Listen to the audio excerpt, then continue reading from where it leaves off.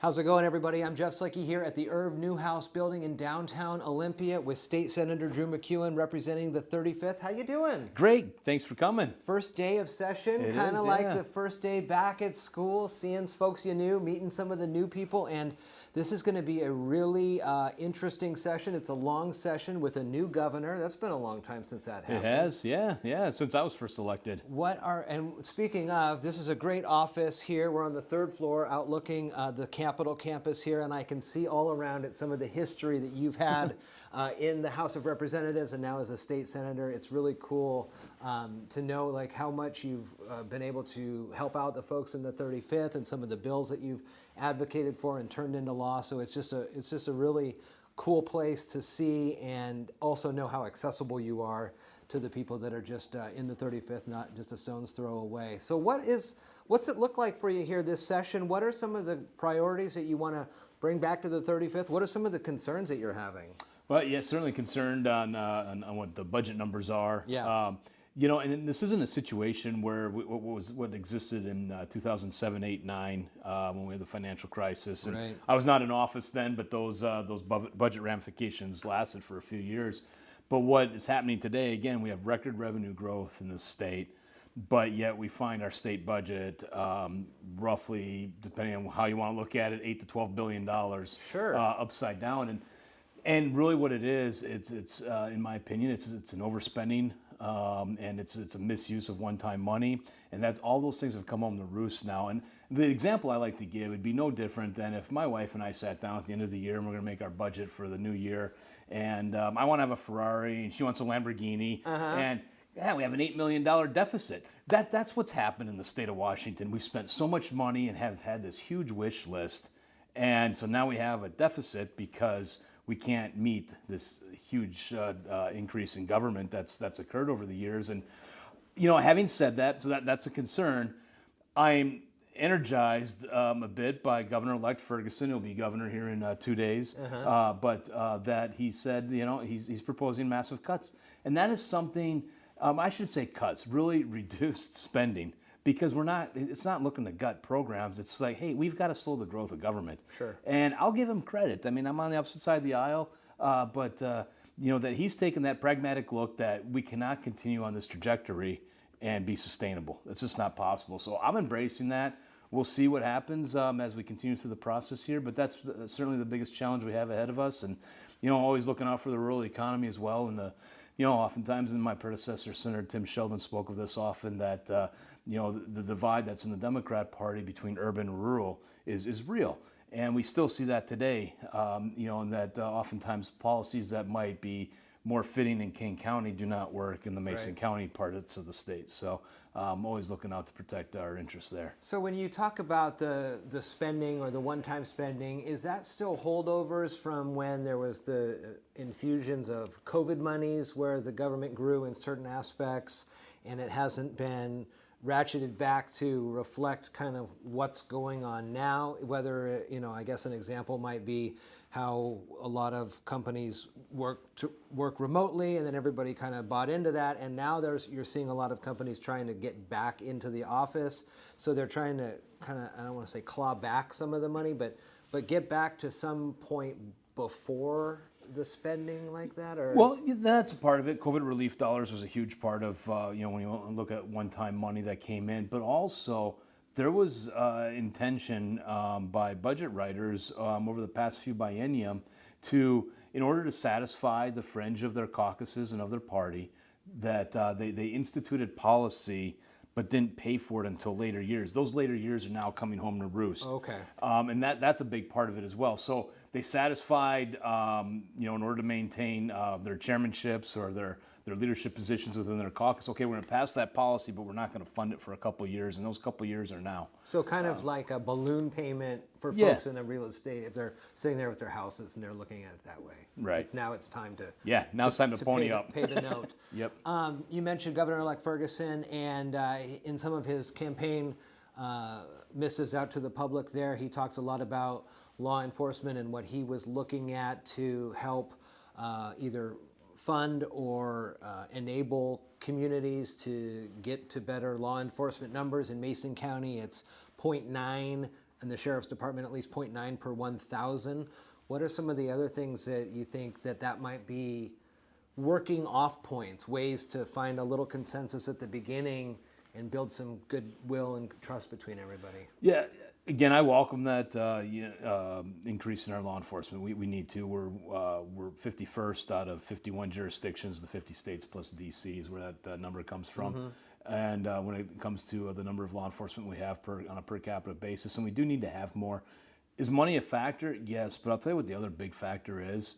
Go talk to our sheriff or a police chief. It is extraordinarily difficult to recruit because law enforcement has been so vilified. Right. Money's only going to get you so far.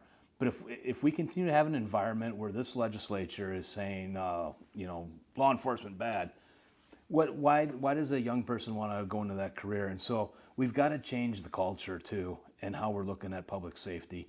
And we can't continue to vilify it and expect people to want to go into it. And there's no amount of money that'll solve that. So the two of those need to go hand in hand. What are some of the bills that you have either thought about pre-filing or getting ready to, since we're starting now, to file in for kind of the benefit of those rural workers in Mason County, specifically in the 35th? We know that the average income of those folks is relatively low compared to certain other counties across the state, especially on the west side of the mountains.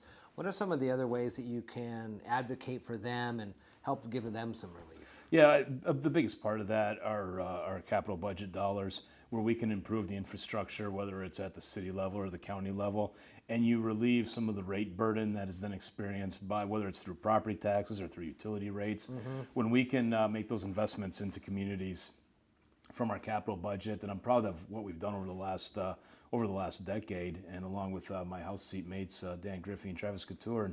And in my time in office, over $1 billion gone back into the 35th through those types of budgets.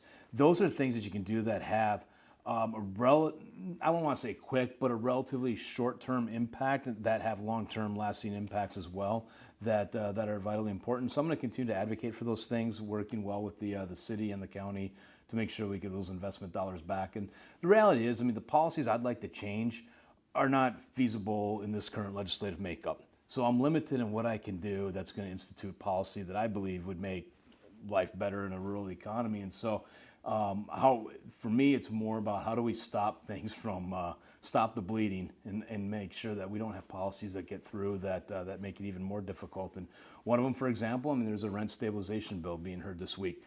Sounds good on the surface, but economics 101, it doesn't work. And we're seeing that in Seattle tremendously. There was, I forget the exact stats, so forgive me if I'm wrong on this. I think over a 50-year period, there was like a total of 20 legislative pieces that went into law, whether it was from the city or the state, over a 50-year period, whereas in the last 20 years, it's something like 50 have gone into effect. And what you've seen are less people getting housed, rents going up, and you have less new units coming on board because investors are pulling out, saying that this market is too unstable for us, and that is a real concern. And everybody likes to point and say, "Oh, this large corporation, they got the deep pockets." Do they have more resources than a mom and pop? Yeah, typically, but that doesn't mean it's infinite or that it's endless. Right. And there comes a point where they're going to say, "No, we're not going to be in that market anymore." And what you see that's having a bigger impact in our local communities are the folks that saved up some money, bought a second property that they rent out, and they're using that to help support their retirement, and all these new things coming down the pipeline. If they're getting capped on what they can charge for rent, and property taxes are going up substantially, and you have insurance increases of 20-30%, which we've seen in the last few years, there comes a breaking point, and mom and dad say, "We're going to sell that rental property," and guess what? It usually gets bought by somebody who's going to live in there, and you've displaced one more renter. And so it's things like that we've got to keep bringing a voice to. And my concern is when we look at all these things, we never stop in the legislature and say, or the majority never stops and says, should we look at maybe why these things have happened and go and fix those? Instead, they're always trying to put a Band-Aid on, and on something that you're not going to stop a severed arm bleeding by putting a Band-Aid on. Right. Are there things when it comes to those types of, let's go back to the building and the properties in Mason County, for example. You know, you hear a lot about different regulations and how onerous it is to go through permitting and things like that. What at a state level can be done to help alleviate that, or do those mandates come through either county or city government? Yes. So there's a lot of things that are at the local level that, believe me, you don't want the state getting involved in, right? You know, and those need to be handled at the local level. But what we can look at the state level is that we continue to increase the burden and make it tougher. And so when you look at everything from the Shoreline Management Act to the Growth Management Act to urban growth areas to the energy code, the building code, these are all things that the state has had a direct impact on. Mm-hmm. And you know, the Growth Management Act was passed in the early 90s. Our state's population at the time was 4 million. And today it's 8 million. And we've never gone back and said, hey, does this work with a population that has doubled since the law was passed? And I'd argue it hasn't in a lot of areas, especially in Kitsap. You know, and so, but there's this huge reluctance in the legislature to tackle that. But that is a real part of the issue. And, you know, I think, is it fair to say that, you know, for those of us that live in Mason County, we love the rural lifestyle. It's one of the reasons we're there, right? Right. One of the things we have through all that, though, in many areas, you can only have one home per 5 acres. Does that still make sense today? Yeah, and when we have a population that's doubled over the last 30 years, I think we need to take a hard look at that and give more of that control to local units of government as opposed to a top-down management. But then again, you look at how the energy code has changed just in the last few years. It's added roughly $30,000 to $40,000 to a cost of building a home. Yeah, that's a fact, and that's tough. You're in the minority party here in the state Senate, and you know there's the term supermajority, however that works. I think one shy in the Senate, and it is in the House. Democrats have the advantage, plus the governorship. What are some of the ways that you can make your voice better heard? You know, sometimes we hear of the theatrics of I'm going to filibuster all night long or stand up here and do this thing or show off this thing. But what are some of the, I guess, more practical ways or effective ways that you can get folks on the other side of the aisle, maybe even some more of the centrists, to get a coalition going and work towards some of these things? Yeah, you know, there's a time to take a stand and make your arguments and debate a bill well into the wee hours of the morning. At the end of the day, that bill's still going to pass. Right. You know, and so for those that are on the right of me politically, you know, well, they think that there's some magic political maneuver or legislative parliamentarian maneuver we can make to stop everything. We don't have that. Yeah. You know, and I often get said, well, in Oregon, the Republicans walked out. Well, in Oregon, they have a different threshold for a quorum. Here, it's a simple majority. So if Republicans walked out, Democrats would have free reign and would pass everything. And still wouldn't have a say. Yeah. So there's some nuances to how our state governs versus other states. But, you know, being more pragmatic, you know, and how do you get things done and how do you accomplish things from the position of the minority? It comes down to relationships and getting to know people. And it's actually one of the things that I really hope the legislature can get back to that was lost through COVID. Yeah. We had a massive turnover in the legislature over the last 5 years. Not completely uncommon, but the number was large in both the House and Senate. And so a lot of relationships that had been there pre-COVID, you know, disappeared because of people coming and going from the legislature. And you had a lot of people get elected during COVID that never even met their colleagues until 2 years later, you know, when the legislature returned to here. And there's been this absence for, I would argue, 4 years where we haven't had that time to really be together. And I think it's important, you know, the people like to insinuate the smoke-filled back room deal. Right.